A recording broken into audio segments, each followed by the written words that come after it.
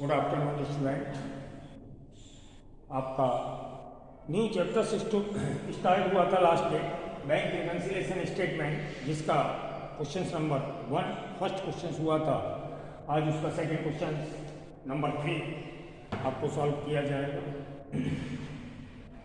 तो सबसे पहले अपनी बुक ओपन कीजिए और क्वेश्चन नंबर 3 हम पढ़ते हैं।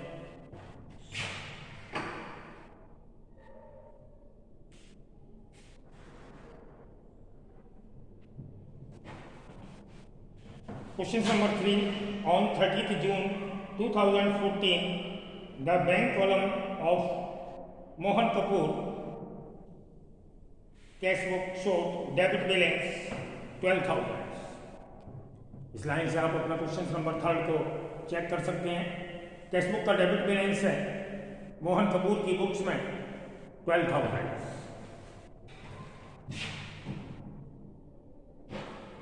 सबसे पहले हम लिखेंगे balance as per cash book.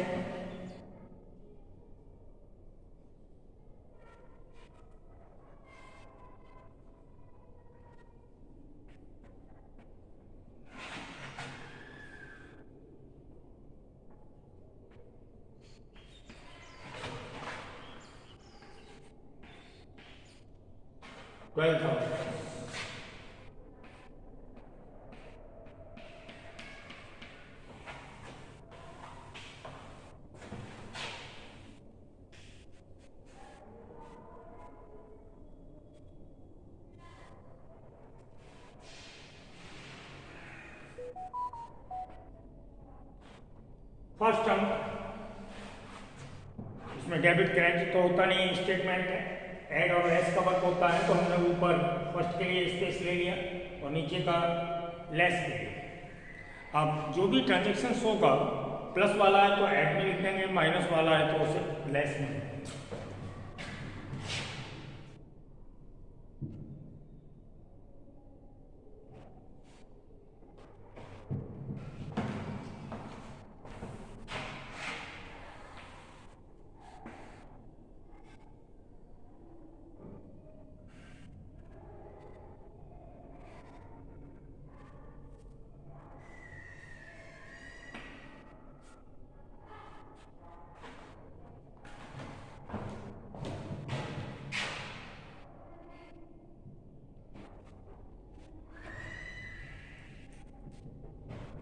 First transaction है cheque paid into bank 8,000। हमने चेक बैंक को पे किया, but not out of these only cheques rupees 6,500 but clear on 30th June.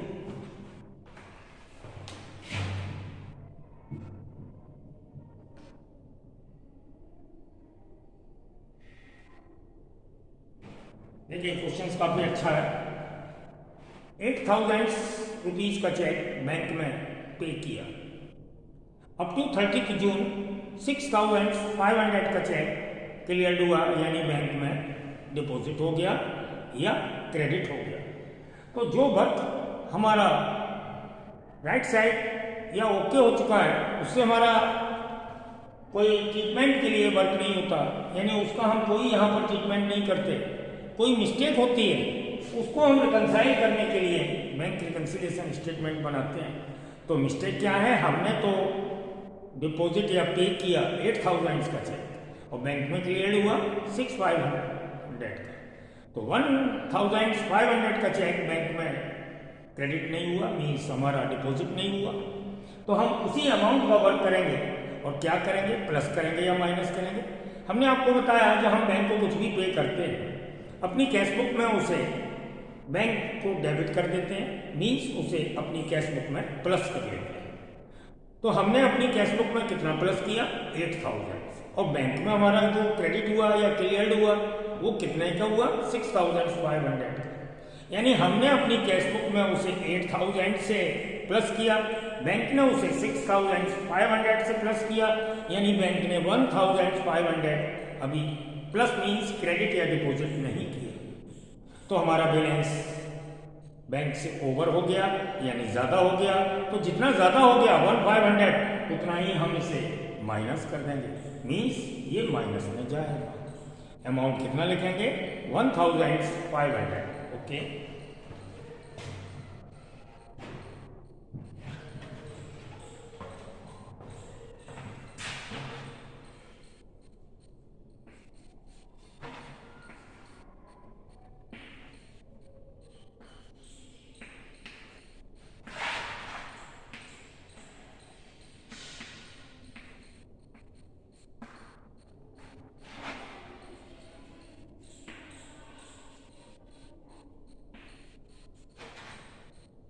But not clear, जो clear नहीं हुए उसको हम लेंगे।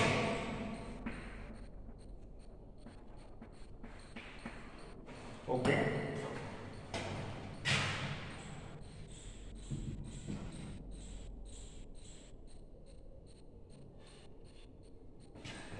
ऐसे ही हमने नेक्स्ट ट्रांजेक्शन 9200 का चेक हमने इशू किया अपने किसी क्रेडिटर से। हमें जिसे पेमेंट देना है हमने उसे इशू किया 9200 का चेक। Up to 30th June presented for the payment only 7000 rupees, checks rupees 7000। यानी हमने 9200 का चेक किसी को इशू किया। किसी को चेक इशू करते हैं तो हमारा बैंक बैलेंस माइनस हो जाता है। तो हमने अपनी कैश बुक में 9200 माइनस कर दिया और बैंक में जो चेक प्रेजेंट हुआ उसकी वैल्यू कितनी थी? 7000। यानी 2200 का चेक बैंक में प्रेजेंट नहीं हुआ। तो बैंक में कम माइनस हुआ। बैंक में कितना माइनस हुआ? बैंक से वो कैश हुआ चेक 7000, तो बैंक से माइनस हुआ 7000 और हमने अपनी कैश बुक में माइनस कर लिया 9200। तो जितना ज़्यादा माइनस कर लिया उसी अमाउंट को हम प्लस करेंगे, यानी इसे प्लस साइड ले जाएंगे।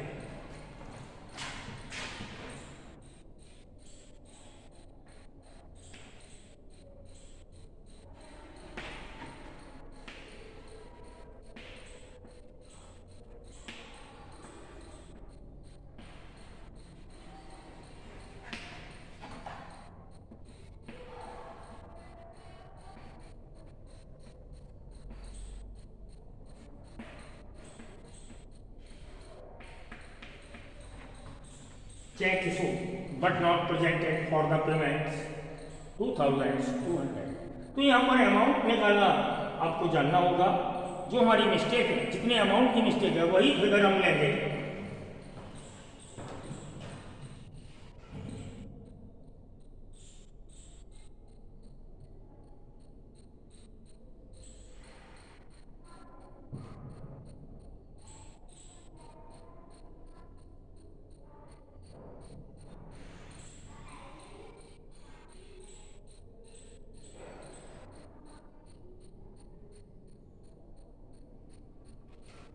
नेक्स्ट ट्रांजेक्शन है number 3, receipt column of cash book. Receipt column of cash book, आपने कैश बुक की हुई है।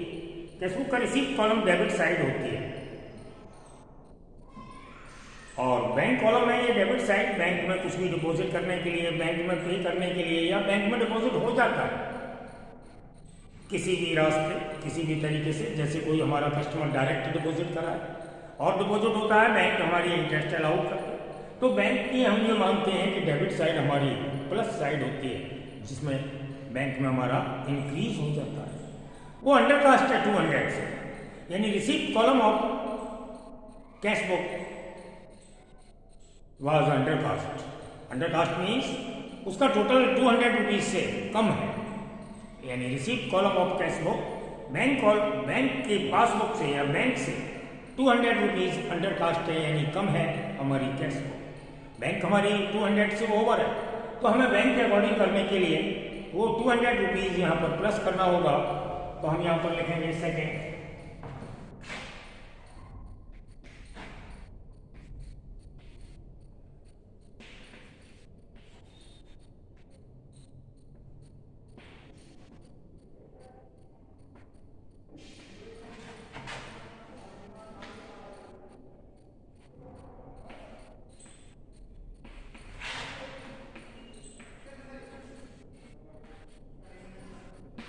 Under cast 200।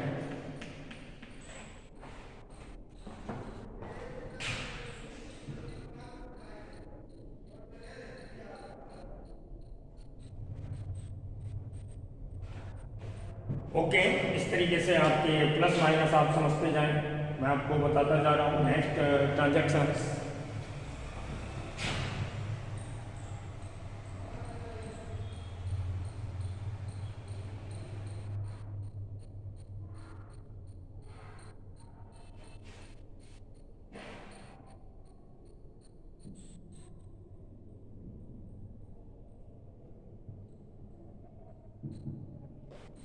नेक्स्ट ट्रांजैक्शन में बैंक ने 330 रुपीज़ हमारी डिपॉजिट अमाउंट पर इंटरेस्ट अलाउड किया। बैंक हमको कुछ भी देती है, कुछ भी इंटरेस्ट वगैरह जो हमारे अकाउंट में देती है, उसकी इंफॉर्मेशन नहीं करती, ना ही हमें कैश में देती। जब हमने इसका कंपेयर किया, कैशबुक को पासबुक से मिलाया, तब हमें मालूम पड़ा कि बैंक ने इंटरेस्ट अलाउड किया हुआ है, यानी हमारे अकाउंट में क्रेडिट किया हुआ है। तो बैंक में हमारा बैलेंस ओवर है, क्योंकि हमें इंफॉर्मेशन मिली। जब हमें इंफॉर्मेशन मिल गई तो हम भी अपने अकाउंट्स को प्लस कर देंगे। एंड अदर एक और ट्रांजैक्शन है कि बैंक ने डेबिट किया है बैंक चार्जेस के लिए। बैंक ने अपनी सेवाओं के बदले हमसे चार्ज किया है ₹60। बैंक कुछ भी पे करते, बैंक कुछ भी चार्ज कर ले, बैंक हमारा अकाउंट माइनस कर देती है। और बैंक से जब कंपेयर करते हैं तो हम भी उसको माइनस करते हैं, यानी इंटरेस्ट के लिए हमें प्लस करना होगा और बैंक चार्जेस के लिए हमें माइनस करना होगा।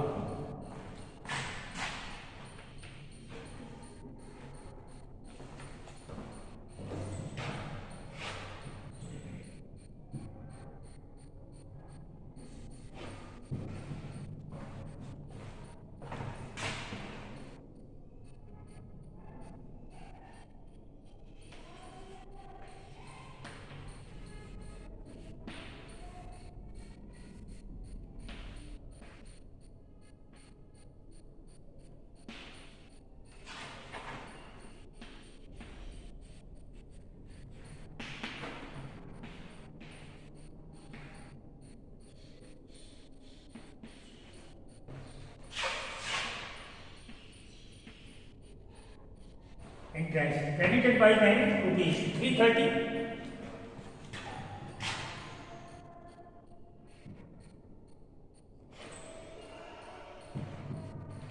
And net minus की हो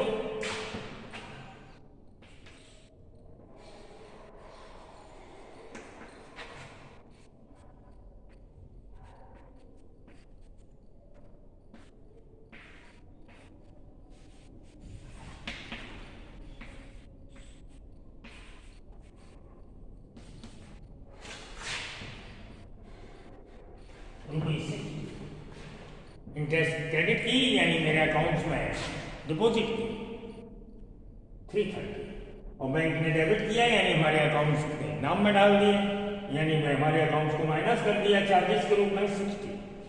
other transactions.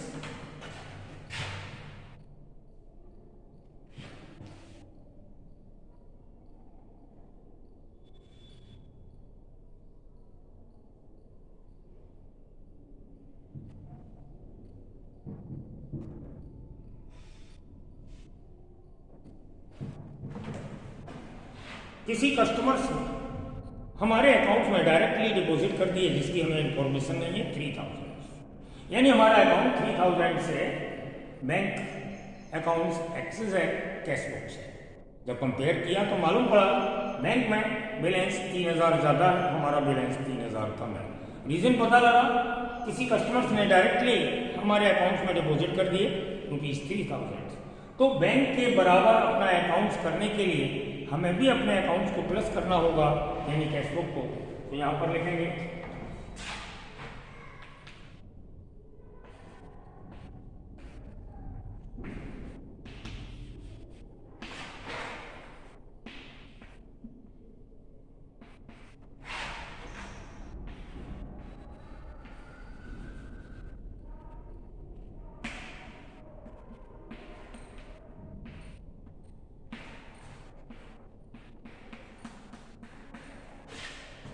Deposited into bank by customer direct 3000, हमने प्लस में लिख दिया। हमारे क्वेश्चंस के सारे ट्रांजेक्शन रिकॉर्ड हो गए। अब हम प्लस वाले का टोटल लगा के प्लस करेंगे, माइनस वाले का टोटल लगा के बाद में माइनस करेंगे, और फिर जो नेट अमाउंट आएगा हमारा आंसर होगा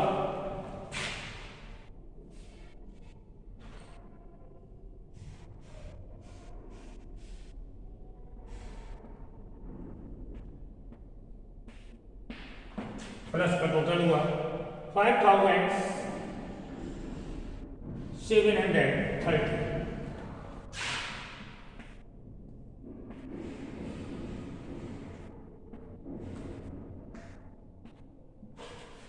बैलेंस को मिलाकर हमारा टोटल हुआ 17,730। अब हम क्वेश्चंस को शुरू से लेकर लास्ट तक बंद करेंगे आंसर के लिए।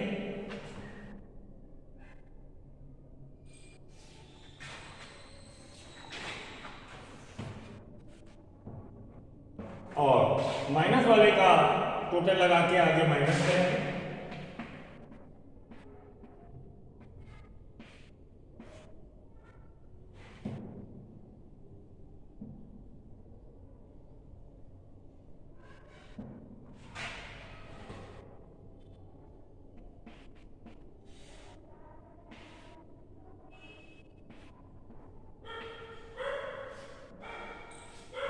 हमारा आंसर आएगा 16,200।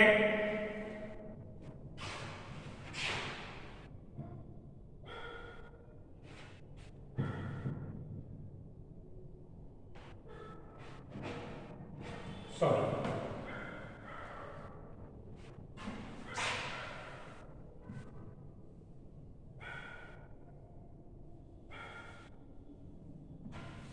ये जो माइनस का टोटल किया था वो गलत था, वो होगा 1560।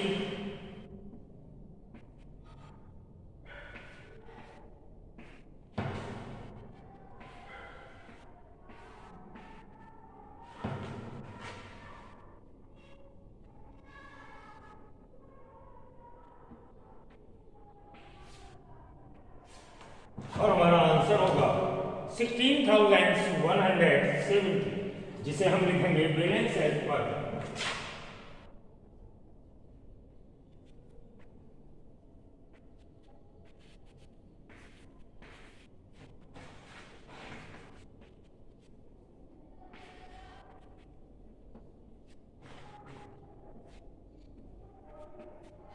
इस तरीके से ये क्वेश्चन हमारा कंप्लीट हुआ।